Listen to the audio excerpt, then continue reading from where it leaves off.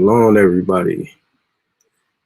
Welcome to another broadcast. We're getting into justice in America. How's everybody this evening? Well, hope you'll enjoy the broadcast this evening. Jumping right into it, we're talking about all forms of justice in America.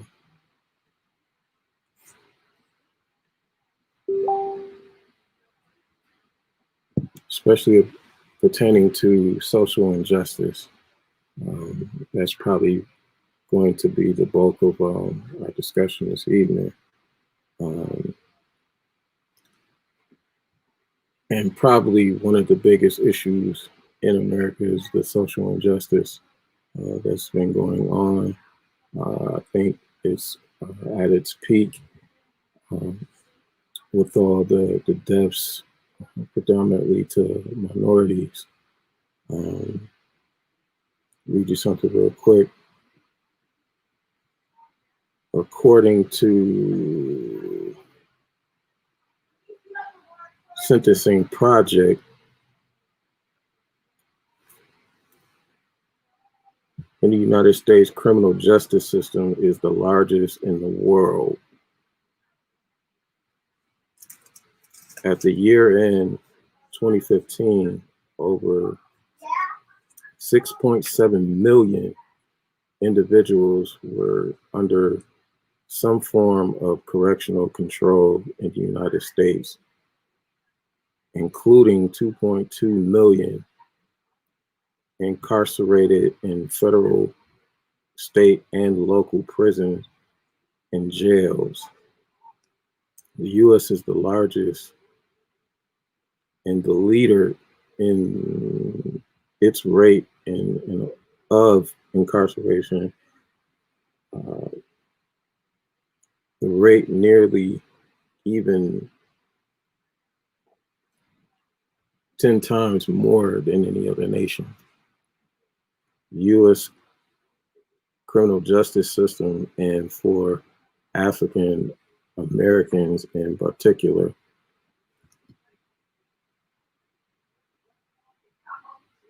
are more likely than whites to be arrested. Once arrested, they are more likely to be convicted. And once convicted, they are more likely to experience lengthy prison sentences. African American adults are 5.9 times likely to be incarcerated than whites, Hispanics. Hispanics are 3.1 times likely. As of 2001, one of every 3 Black boys born in that year could expect to go to prison in his lifetime, as could 1 of every 6 Latinos, compared to 1 of every 17 white boys.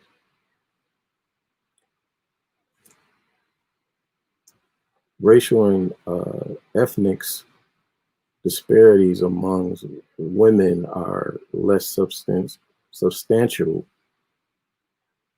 than among men, but remain prevalent. Another study says that, according to DoSomething.org, in New York City, 88% of police stops in 2018 involving Black and Latino, and for a while 10% involving whites. Those top 70% were completely innocent. Black America are more likely than whites to be arrested, and once arrested, they are more likely to be convicted. Once convicted, they are more likely to experience lengthy sentences. Lastly,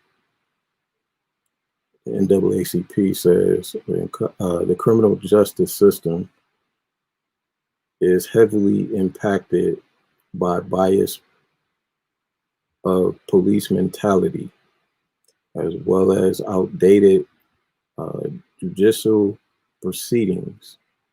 It is largely driven by racial disparity, which directly obstructs and deconstructs our minority communities, which is a very powerful statement.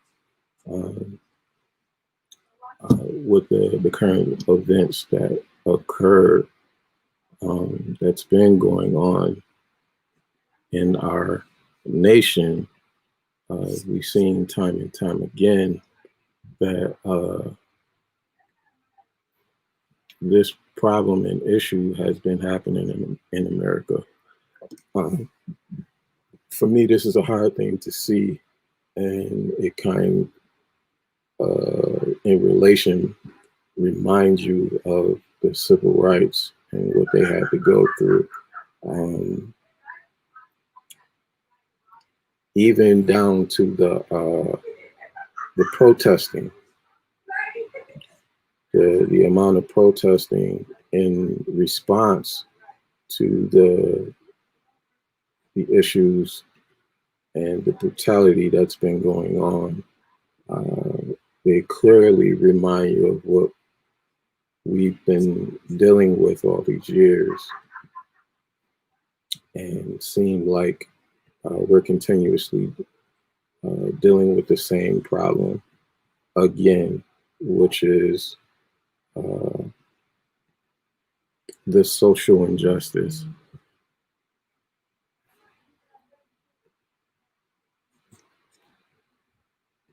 Being able to not be treated fairly, and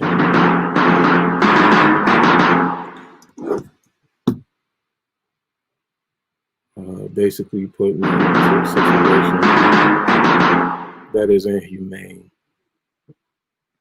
It is hard to see regular people that face these issues hands-on and has not had a positive outcome in these situations. It's sad to see that a lot of these people have passed or been severely, permanently injured. For me, I come to the conclusion that enough is enough. There's many people who disagree and think otherwise. Most of those people are privileged and don't have to deal with these issues. But the people who do agree with me, it is a hard thing to watch, it is a hard thing to see, and it is definitely a hard thing to experience. I will say that we are definitely live and open to discussion. Note that your comments will be viewed as we're streaming.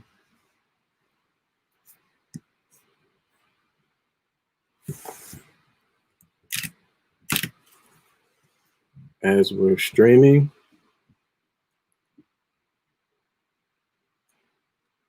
so again, we are talking about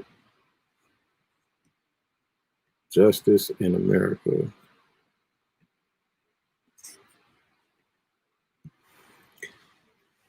I think justice is not fair. It is definitely blind, but it is not fair. The history of it has not been designed to be fair across the board. I think it is privilege. I think today it has gone beyond being discriminatory towards certain individuals, especially of color and different ethnicity. Um, I think the new element that describes the level of injustice or how discriminatory our justice is in America has gone to a new element of money. Basically, how much money or what kind of class of person you are, whether rich, middle class, or poor. Um, just like my other lives, saying that there's a disconnect amongst people. Um, and these are the differences that set us aside. Um, and even for ethnic reasons, the social differences are hard to even have a conversation about or to even bring clarity and understanding in the situation. Um, so these are why I wanted to do these kind of conversations. I was hoping to have a few people on. Didn't quite work out that way, along with certain technical difficulties, but we go on anyway. Um, for me, um, I would like to see the change that happens. I respect the groups, Black Lives Matter, uh, Hands Up, Don't Shoot, No Justice, No Peace. I respect these groups and what they stand for, and the momentum that they've been uh, pushing for with all the protests that have been going on. Would I like to see more from them? Yes, more organization, um, more agenda. If they would have a better agenda to express with the amount of popularity that they have, I think there would be a stronger, better outcome, especially for in the state of Kentucky with Breonna Taylor. The biggest issue was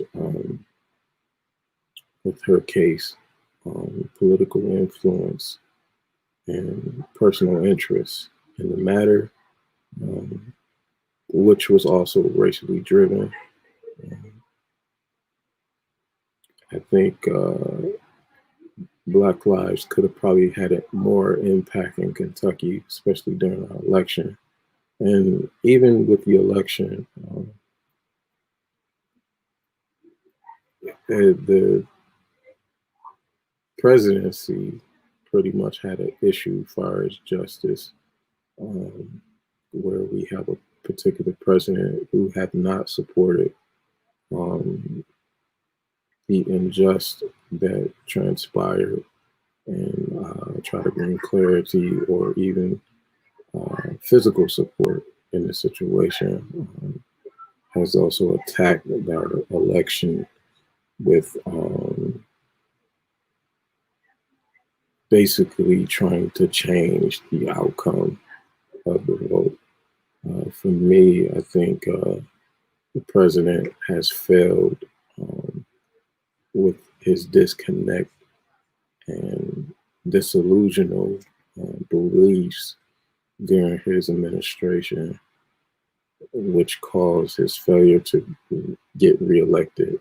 Um, Through times like these, has made an impact in people in the vast majority, especially because you got to remember that most of these protesters were voters. Uh, I think that had a huge impact, especially with what we're talking about, social injustice. Um, and I think that's who actually spoke up during this election. Do we need to go further? Even with the new presidency of Joe Biden, yes. I I think the agenda has to be set out and set forward. And I think we have to hold our new administration accountable for what it is that we expect. The expectation needs to be set out there, and the plan has to move forward. So I think that's the focus of what these groups should keep in mind. Um, I fully support the mission at hand and the goal for more equality and fairness. I think everybody deserves, and that's really what the nation is built on. Uh, that cliche, the dollar and the dream. And we should keep that in mind, especially in our legislation, political world. We have issues and differences and a disconnect where even the politicians are facing the issues where they're having a hard time being able to understand the people, having a hard time to understand the people and affecting their ability to do their job because of the distraction of the political world and the fight. The fight shouldn't be about whether you're Democrat or Republican. Your political beliefs shouldn't dictate your job description. It shouldn't determine the outcome of voting for legislation. The disagreement shouldn't be about bipartisan or GOP or what party you support. The fact of the matter is legislation is supposed to support and help the people, the voters who voted. And especially in a time like this where we are still dealing with a crisis and in a state of pandemic, we should be more supporting the aid of not just the people, but the aid of the process on getting past the pandemic, supporting the cure, vaccination that is transpiring and developing as we speak. And there should be more focused on legislation that should support people who are pretty much on unemployment, the joblessness, the furloughs. There should be more aid in those matters. These shouldn't be things that shouldn't be even for discussion. As a person who is on live,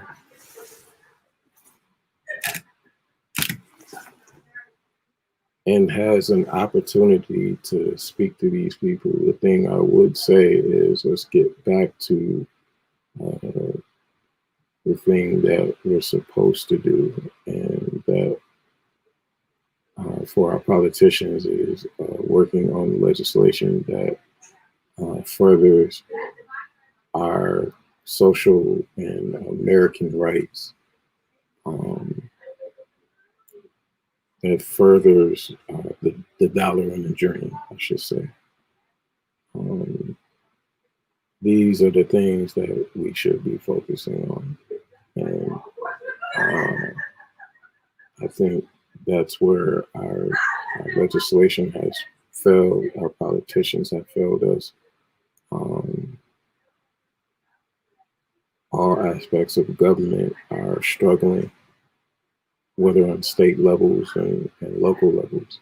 We see that throughout the nation as it's fluctuating within current infection rates increasing.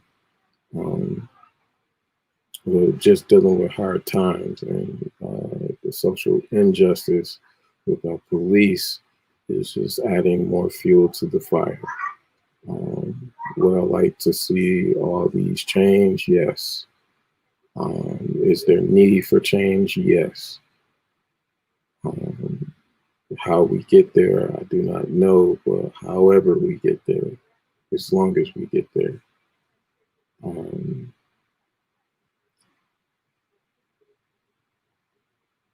And I think that will be the end of our short broadcast. I think I might do a part 2 to this, and hopefully we'll have more discussion to go along with it. I expect to have a panel next time and be able to go deeper in certain issues. And also, again, with these lives, you're able to comment, and we can see your comments as we're streaming. And let us know your concerns and issues, and even your opinions and solutions. Until then, everybody continue to be safe and have a nice evening.